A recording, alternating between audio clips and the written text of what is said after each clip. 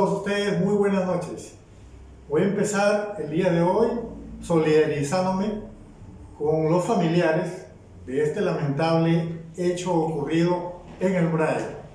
Este asesinato de unos comuneros de esta región, muy inocentes ellos, prácticamente es algo que no podemos aceptar, rechazamos rotundamente y exigimos las investigaciones que el caso corresponde. Bueno, continuamos. Quiero ampliar lo que se conversó el día de ayer. El día de ayer dijimos que el Congreso, el Pleno del Congreso de la República, había aprobado y publicado el 30 de noviembre pasado la ley del presupuesto para el año fiscal 2021.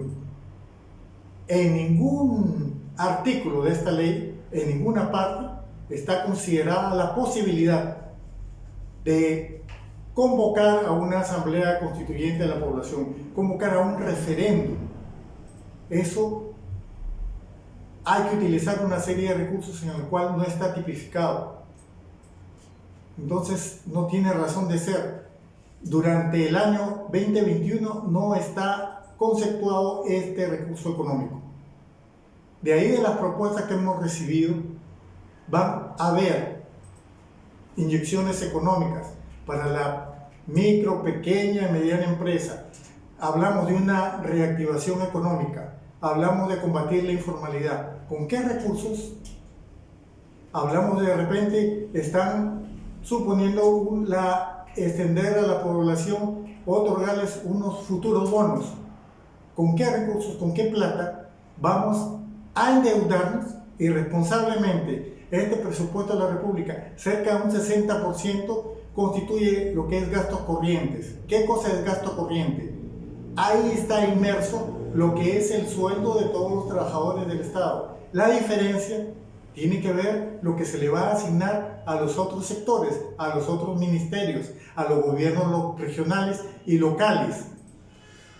También tenemos que ver los gastos de capital. Ahí está considerado la deuda externa. Irresponsablemente se habla de un 10% que debemos asignarle al sector de educación, de un 10% que debemos asignarle al sector salud. Y todavía hablamos de la creación de un nuevo ministerio. ¿Cuánto se le va a asignar a este nuevo ministerio? ¿Qué personal va a trabajar ahí? ¿Se va a incrementar los gastos corrientes? ¿Va a incrementarse la burocracia? No es así de fácil. Tenemos que hacer, de acuerdo a la historia, unas reformas constitucionales. Reformas constitucionales, lo vuelvo a repetir. Es muy necesario porque vamos a hablar de una nueva economía de mercado. ¿Quiénes nos van a defender? Organismos reguladores. ¿Cuáles son los organismos reguladores? ¿Los existentes? Si estos existentes han tenido como resultado que no han atendido las demandas ni los reclamos de los consumidores a nivel nacional, ¿ellos son los que nos van a defender? No, señores. Y para concluir, tenemos que decir que ha fracasado la descentralización. Es que no solo consiste en asignar recursos presupuestales, recursos económicos. También tenemos que asignar capacidades. Tenemos que capacitar a quienes van a administrar estos recursos, a los funcionarios públicos. Ahí hablamos de una descentralización real y efectiva. Por eso hemos fracasado.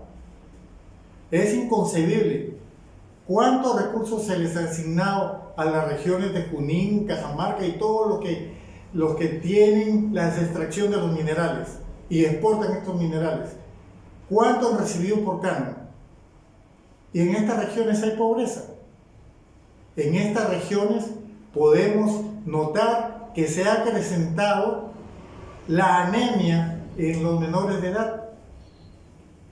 Los gobernadores han podido comprar con este presupuesto, combatir esto y no disminuir el índice de anemia que se ha presentado. Tenemos un enlace telefónico con el amigo, el licenciado Hugo Barrientos. Hola, muy buenas noches. Estamos en contacto telefónico con el amigo y analista tumbesino, el licenciado Hugo Barrientos. Hugo, muy buenas noches. ¿Cómo estás? Un placer saludarte.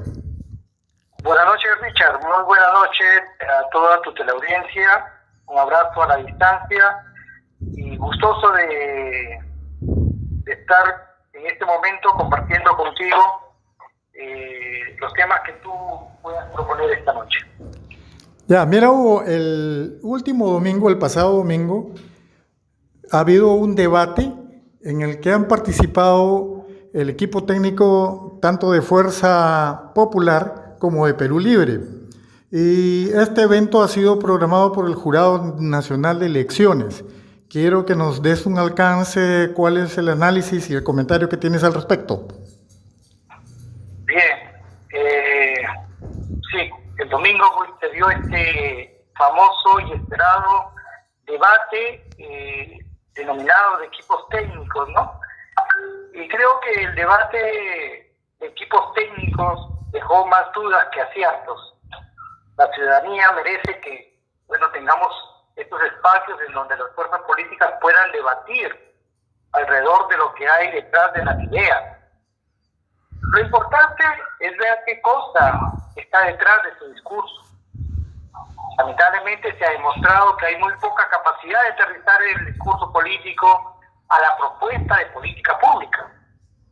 En economía, creo que se habló un poco más de propuestas específicas, pero en los otros temas fue más complicado enfocarse a los dos grupos. Las pocas propuestas, Richard, que se escucharon en este debate, estuvieron enmarcadas en la demagogia. De verdad, por ejemplo, ellos han tratado a través del lenguaje más dulce y fantasioso, ¿no?, de jalar a un electorado que tal vez en este momento está indeciso. Y en ese enfoque, creo que el ganador fue la parte populista, porque cuando el señor Carranza manifiesta que se duplicará pensión 65 a partir del 28 de julio, la pregunta salta por sí sola, ¿no? ¿Cómo será esto posible?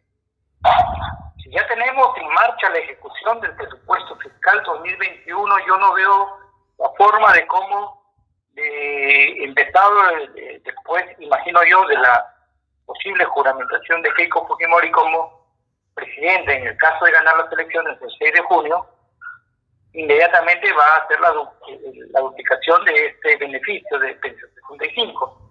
Es algo que ni los propios especialistas en economía lo pueden entender.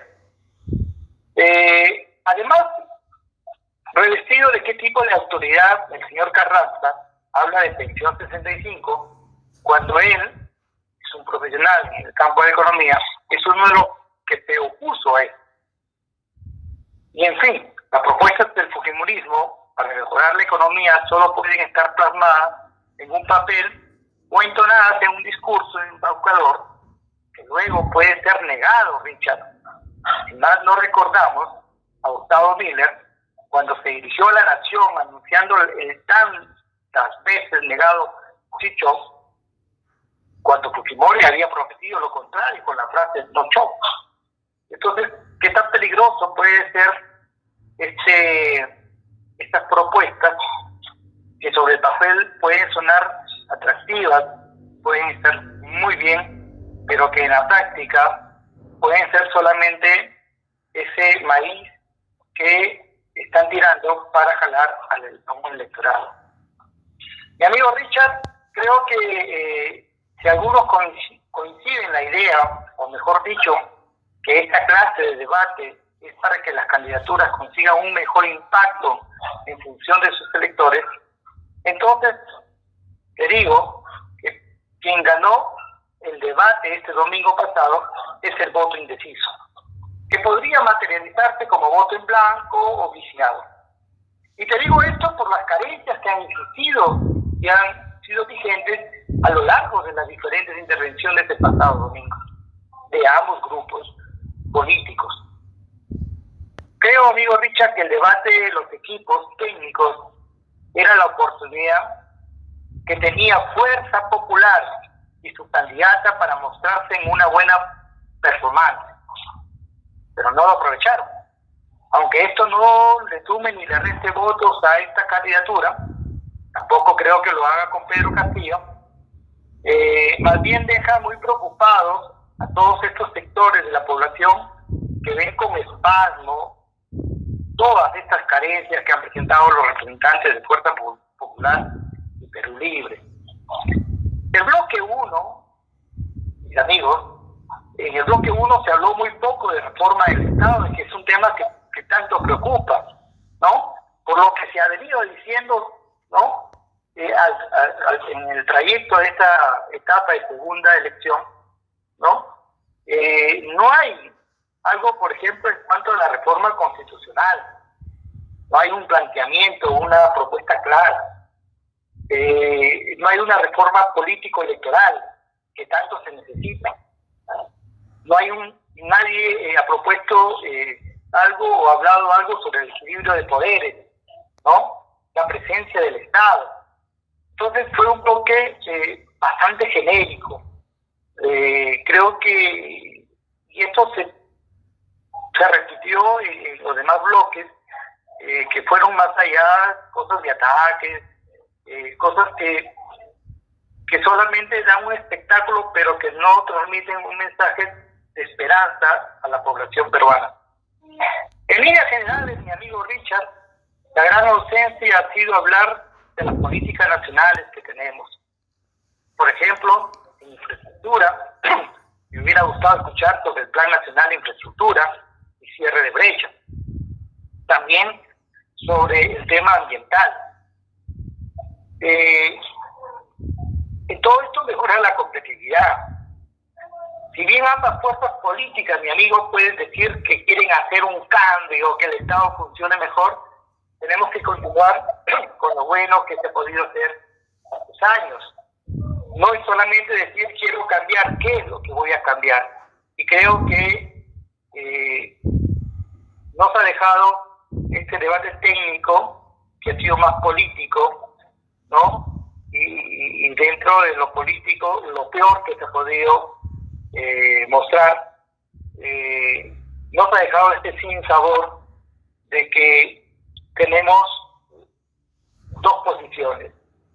El continuismo en su máximo terror de posición y la incertidumbre que refleja el otro candidato ante las carencias de ambos grupos de propuestas claras para el desarrollo integral de un país como el nuestro, que además está decirlo, tiene abundante riqueza material como humana.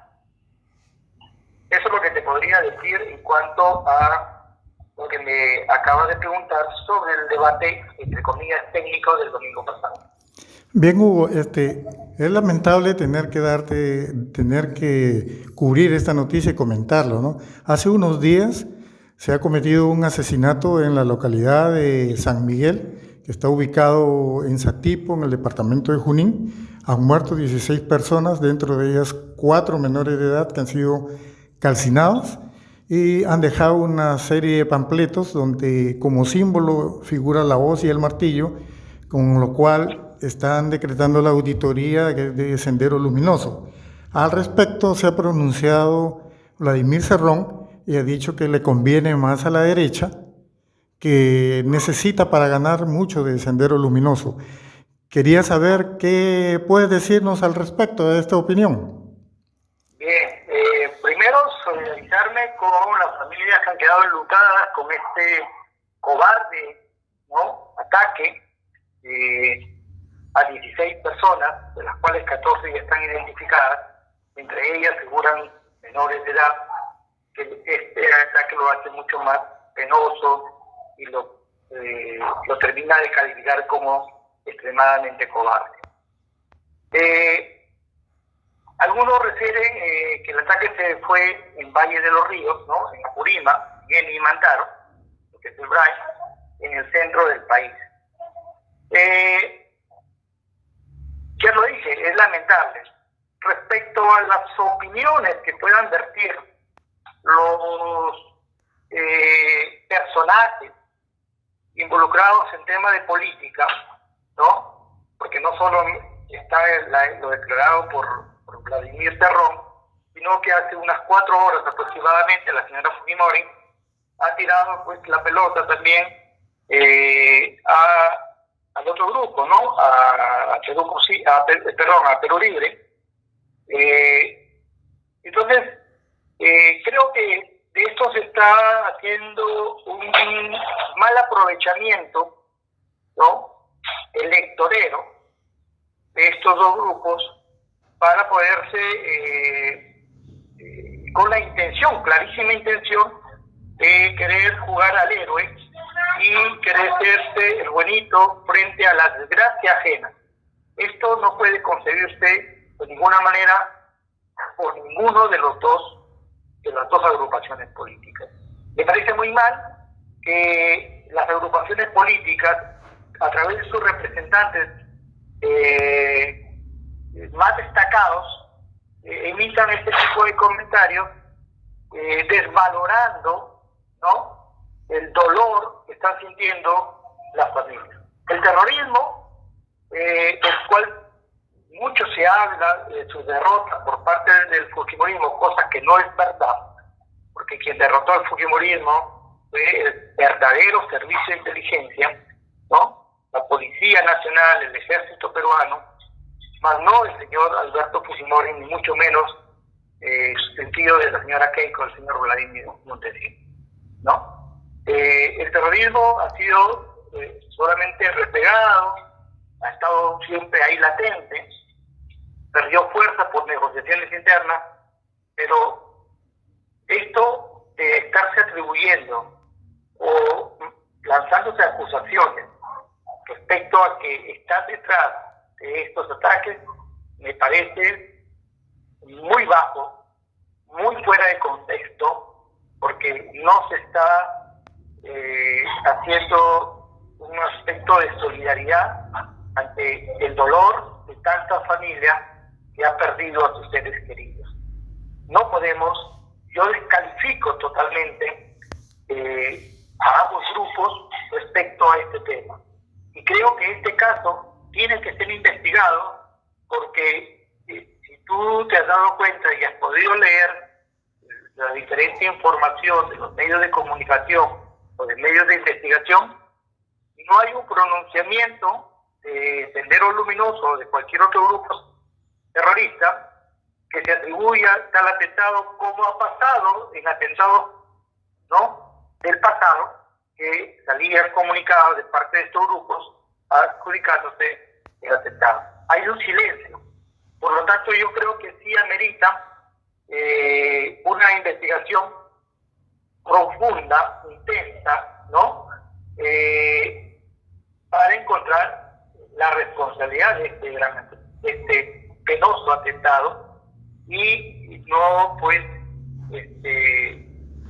por cosa de seducción, decir que fue Sendero, y las investigaciones se hacen con seriedad, con profesionalismo, podemos tener al verdadero culpable.